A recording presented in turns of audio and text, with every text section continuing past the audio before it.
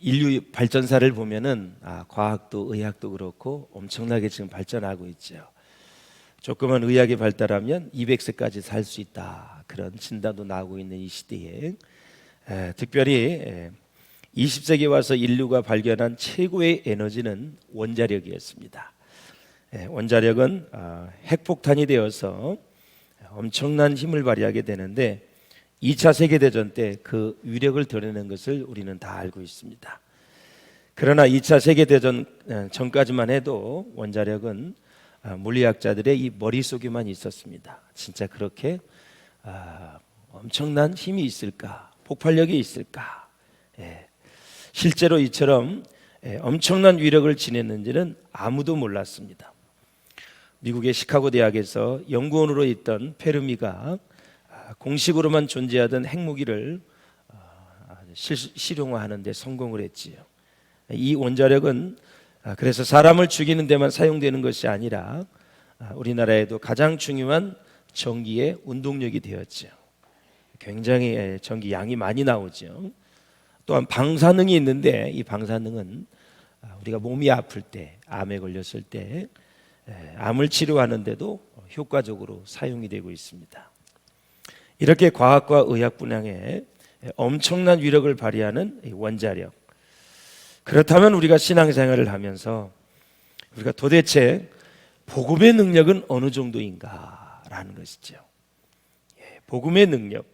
사람들은 아직도 하나님의 말씀이 그처럼 위력을 지닌 대단한 에너지원인지 모르고 있습니다. 말씀은 알아도 진짜 그 말씀이 능력이 있는지, 그 말씀이 사람을 변화시킬 수 있는지, 세상을 변화시킬 수 있는지 확실하게 믿고 사는 사람은 그렇게 많지 않습니다. 오늘 말씀을 들을 때 하나님의 놀라운 능력이 우리 가운데 임할 수 있기를 주의 이름으로 축원합니다. 그 사람이 복된 사람입니다. 말씀이 들려질 때 그 말씀이 내게 은혜가 되어지고 깨달아지고 그 순간 내게 힘이 되는 것입니다. 원자력보다도 강력한 힘이 내게 하늘로부터 임하시는 것입니다. 그 힘을 가지고 죄를 이기고 세상을 이기고 마귀를 이기고 유혹을 이기고 우리는 승리하는 것입니다. 그런 은혜가 있으시기를 주의 이름으로 축원을 드립니다. 그래서 오늘날 우리 그리스도인들이 생각해야 될 것은 우리가 가진 이 말씀이 상상조차 못할 정도의 어마어마한 능력을 가지고 있다라는 사실입니다. 본문 한번 20절을 보겠습니다. 20절 시작. 하나님의 나라는 말에 있지 아니하고 오직 능력에 있습니다. 아멘. 고린도 교회가 철학을 가지고 말장난을 했습니다. 능력이 일어나지 않았습니다. 치유와 회복이 일어나지 않았습니다. 그러니 사람을 중심으로 모였고 사람을 높이고 어느 곳 무엇 하나도 예수의 흔적이 나타나지 않고 있습니다. 자, 고린도 교회는 잘 아시는 바와 같이 사도 바울이 세운 교회입니다. 그런데 고린도 교회 안에 분쟁이 생기고 이 분쟁이 점점점 심해졌습니다. 서로 분쟁을 하다 보니까 그 당시 담임 목사였던 아볼로는 도저히 이것을 수습할 길이 없게 되었습니다. 담임 목사가 목회를 하다 보면 한계를 느낄 때가 있습니다. 여러 가지 한계를 느끼지만 계속 다투고 분쟁이 일어나고 바울파, 아볼로파, 게바파, 그리스도파 다 나누어지니 여기 가서 설득을 하고 저기 가서 설득을 하고 그게 아니다고 설명을 해도 그들은 듣지 못합니다. 교회가 한번 분쟁이 시작되면 마귀가 역사하면 절대 하나님의 말씀이 들리지 않습니다. 감정에 충실합니다. 감정이 꽂히는 대로 그냥 말하고 행동합니다. 이것이 사람입니다. 이것이 죄인의 모습인 것입니다. 이성을 잃어버리게 됐죠. 아볼로가 아무리 네 군데 팔을 다 다녀도 설득을 해도 하나가 되지 않는 것입니다. 하나님의 능력이 그들 가운데 임해야, 말씀이 깨달아져야 교회가 무엇이고 예수의 피로 세워졌다는 이 사실을 모를진데, 알고 있더라도 그것이 체험이 되어지지 않고 나의 말씀이 되어지지 않으면 우리는 하나가 될 수가 없다라는 거죠. 아볼로가 아무리 수습을 해도 수습할 수가 없어요. 그래서 아볼로가 어디를 갔을까요, 여러분? 아볼로가 바로 바울을 찾아갑니다. 그래서 지금 바울과 아볼로가 같이 있습니다. 전임 사역자와 교회를 개척한 전임 사역자와 현재의 담임 목사가 같이 있는 것입니다. 그래서 뭐라 그러냐면 교회는 오늘 본문에 보면 너희는 그랬습니다. 바울파다 아볼로파다 싸우고 있지만 봐라 나와 아볼로는 이렇게 하나다. 바울이 얘기하고 있는 것입니다. 두 파가 서로 비난하는 소리가 귀에 들려오니까 두 지도자가 얼마나 마음이 상했겠습니까? 사랑하는 여러분, 지도자에 의해서 성도들이 마음이 상할 수도 있고 성도들에 의해서 지도자의 마음이 상할 수 있고 성도들 간의 마음이 상할 수가 있습니다. 다른 교회 다니는 사람을 통해서 마음이 상할 수 있고 나를 통해서 다른 사람이 상할 수 있고 우리 교회를 통해서 세상이 굉장히 여러 가지 이야기를 많이 할 수 있고 우리는 계속해서 영향을 주고받게 되어 있습니다. 주고받는다라는 거죠. 자, 그럼에도 불구하고 이 모든 것을 극복하고 지금 바울과 아볼로는 지금 완전히 하나가 되어 있는 그런 모습을 우리가 볼 수 있습니다. 그래서 바울은 말합니다. 나와 아볼로를 가지고 본을 보였으니 그랬습니다. 그런 의미에서 사랑하는 여러분, 나 개인의 본을 보이는 것 정말 중요한 것입니다. 본을 보이는 것, 경건 생활에 보이는 것도 엄청나게 중요한 것입니다. 더 나아가 우리가 신경 써야 할 것이 하나가 있습니다. 내 자신의 경건 생활도 중요하고 내 모든 신앙의 본이 되는 것도 중요하지만 인간관계나 공동체 생활 속에서 본을 보이는 것은 참으로 더 중요한 것입니다. 내가 개인적으로 열심히 기도도 하고 정말 성경도 열심히 배우고 바이블 스터디도 열심히 하고 여러 가지 봉사도 하고 열심히 하는 것도 다 좋지만 또 잊지 말아야 될 것이 하나가 있습니다. 꼭 가정에서 본을 보일 수 있기를 바라고 교회에서는 화목하는 본을 보이셔야 됩니다. 그래서 우리는 교인들 간에도 서로 존경하고 사랑하는 본을 보일 수 있기를 주의 이름으로 축원합니다. 가정에서 아이들 앞에서 남을 비방하는 소리는 절대적으로 금기사항입니다. 여기까지 목에 와도 여러분 꼭 참고 기도로 승화시킬 수 있기를 주의 이름으로 축원합니다. 초등학교 때나 중고등학교 때나 대학교 때 그 모습을 보면 많은 자녀들이 교회에 나가지 않는 모습을 보게 되는데 저는 주위에 목회자들의 자녀들이 다 지금 방황하는 사람이 얼마나 많은지 모릅니다. 왜 그랬을까요? 가장 가까이서 교회의 모습을 몇십 년을 봤더니 덕이 되는 것보다 힘든 게 너무 많은 거예요. 이런 일 저런 일 다투는 일 속상한 일 수없이 많은 것을 볼 때 그것을 믿음으로 소화시키지 못하면 아이들이 다 바깥으로 나가는 거예요. 그리고 교회 다니기 싫어하는 목회자의 자녀들이 장로님 권사님들의 자녀들이 그렇게 될 수 있거든요. 그래서 우리는 한 걸음 한 걸음 살아온 발을 걸어오는 것처럼 조심스럽게 그러면서도 신중하게 그러면서 진리 안에서 자유와 기쁨을 누리면서 신앙생활 잘 해낼 수 있기를 주님의 이름으로 축원합니다. 그래서 바울은 말합니다. 아볼로와 함께 화목의 본을 보였다고 하나됨의 본을 보였다고 얘기하죠. 그러면서 6절에 이런 말씀을 시작 기록된 말씀 밖으로 넘어가지 말라. 기록된 말씀은 바로 성경이지요. 그래서 이 기록된 말씀 밖에 넘어가지 말라라는 것은 원문에 보면은 말씀 이상으로 생각하지 말라라는 거죠. 말씀 이상으로 내가 너희에게 준 말씀 이상으로 생각하지 말라.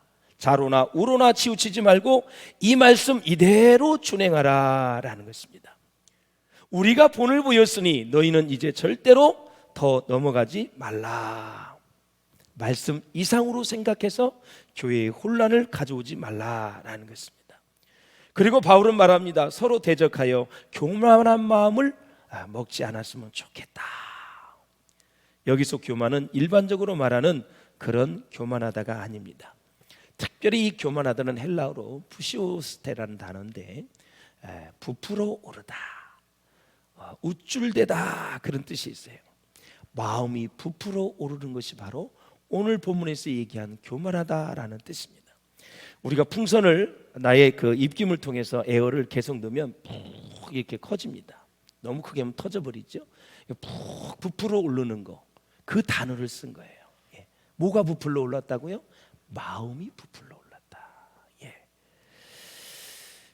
사랑하는 여러분, 사람이 사람을 대적하게 되면 서로 부풀러 오르게 되고 그 부풀러 오게 되면은 자기 자랑을 하게 되어 있습니다. 그래서 마음이 부풀러 오르면 나와 아볼로를 가지고 본을 보인 것은 너희로 하여금 이런 교만한 마음을 갖지 않도록 하기 위해서라고 바울은 말하고 있는데, 사람이 마음이 계속 부풀러 오르면은 계속 자기 자신을 드러내고 싶어하는 마음이 생긴다.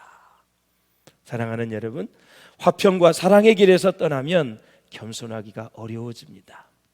꼭 화평을 지킬 수 있기를 주님의 이름으로 축원을 드립니다.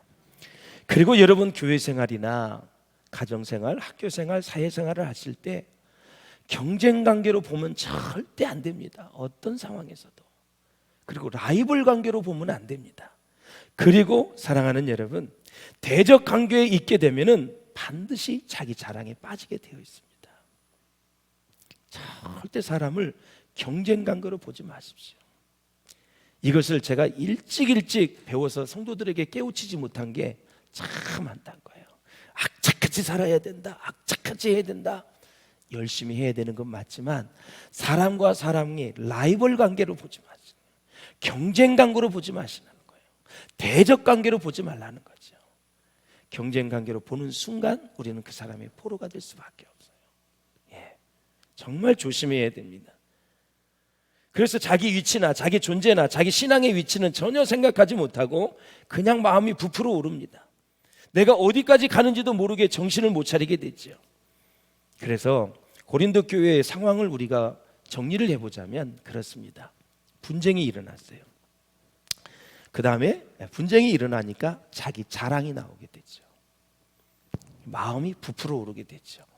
철학을 잘하는 사람들, 돈이 많은 사람들, 지위가 높은 사람들, 이게 마음이 부풀어 오르니까 인사불성이 돼서 서서히 다른 사람들, 다른 파를 비판하기 시작합니다. 아유, 베드로가 최고야. 그 능력이 있어야지. 아이고, 아볼로 말쟁이야. 말씀만 잘 가르치면 능력이 있어? 예수 능력 있냐고. 바울 개척만 했지 뭐. 별소리를 다 가면서 이제 비판하고 폄하하게 되고, 결국은 나중에는 지도자 바울을 적대시하고 비방하고 비판하는 데까지 가는 것입니다. 신앙생활은 지도자 비판하면 끝난 것입니다. 여러분, 어려웁니다. 정말 조심하셔야 됩니다. 성도 간의 일은 어느 정도 여러분 할 수도 있지만 지도자와 한번 붙기 시작하면 누구도 여러분 건져낼 수 없습니다. 힘든 것입니다. 여러분, 이거 현실입니다. 여러분, 성경에도 나와 있고요. 그래서 지혜로운 자는 부딪히지 않습니다. 피해가는 것입니다. 그리고 기도하는 것입니다. 그리고 주님께 맡겨드리는 것입니다. 할렐루야. 지혜가 있어야 돼. 지혜. 자기 자신은 자기가 보호할 줄 아셔야 돼요. 7절에 보면 누가 너를 구별하였느냐, 이거 무슨 말이냐면 누가 너를 특별하게 생각했냐 이거죠. 구별의식, 특별의식, 자신을 꼭 예외로 생각하면서 나만 특별하다고 생각하는 것입니다. 그러므로 이런 생각을 해야 됩니다. 나는 모든 사람들 중에 하나에 지나지 않는다. 교인들 중에 하나이다. 죄인들 중에 하나이다. 절대로 내가 특별한 것이 아닙니다. 평범한 사람일 뿐인 것입니다. 세상에 특별한 사람은 하나도 없습니다. 사람과 사람에 견주어서 하나님 앞에서 특별한 거지요. 할렐루야. 사람과 견주어서 특별하다면 나오는 것은 뭐가 있어요? 아무것도 없습니다. 은혜가 되지는 않는다라는 것이죠. 내가 나를 특별하게 생각하는 순간 마음이 부풀러 오르게 된다. 결국 말실수를 하게 되고 여기저기서 비난의 소리가 들려올 수밖에 없다. 그러니 고린도 교인들이 자기네끼리 분쟁을 하면서 너는 못났다, 나는 잘났다 하다 보니 바울의 교훈을 무시하고 결국은 아볼로까지 이제 멸시해버리는 그런 모습입니다. 담임 목사를 그렇게 대하니 고린도 교회가 어떻겠습니까, 여러분? 그렇게 하고 싶어서 그런 것이 아니라 자기 자랑을 하다 보니까 그렇게 되어버린 것입니다. 자기들끼리 분쟁을 하다 보니까 이 불꽃이 어디까지 튕긴 거예요? 바울이까지 튕긴 거고요. 나중에는 바울을 비방하게 되고 당시의 담임 목사인 아볼로까지 위기에 빠지게 된 것입니다. 그러나 이 모든 어려운 상황에 바울과 아볼로는 이 모든 상황을 어떻게 해석을 하냐면 9절이 바로 그 9절입니다. 시작. 내가 생각하건대 하나님이 사도인 우리를 죽이기로 작정된 자 같이 끄트머리에 두셨음에 우리는 세계 곧 천사와 사람에게 구경거리가 되었노라. 이 구절은 전쟁에서 승리한 로마군이 승리의 행렬을 벌일 때 상대방 국가의 포로를 행렬의 맨 끝에 두던 관습을 배경으로 하고 있습니다. 행렬을 할 때는 전쟁에서 이기잖아요. 그럼 포로들을 맨 끄트머리에 둡니다. 그리고 나서 당시의 로마 군인은 원형 경기장에서 죽일 이 전쟁 포로를 이 행렬 퍼레이드의 맨 마지막에 두고 나중에 죽이지고, 그리고 싸움을 붙여서 이기면 살려주고 죽이죠. 그래서 바울은 죽이기로 작정된 포로를 끄트머리에 두어서 구경거리로 삼은 것처럼 자신과 같은 사도들이 온 세상의 구경거리가 되었다고 고백을 한 것입니다.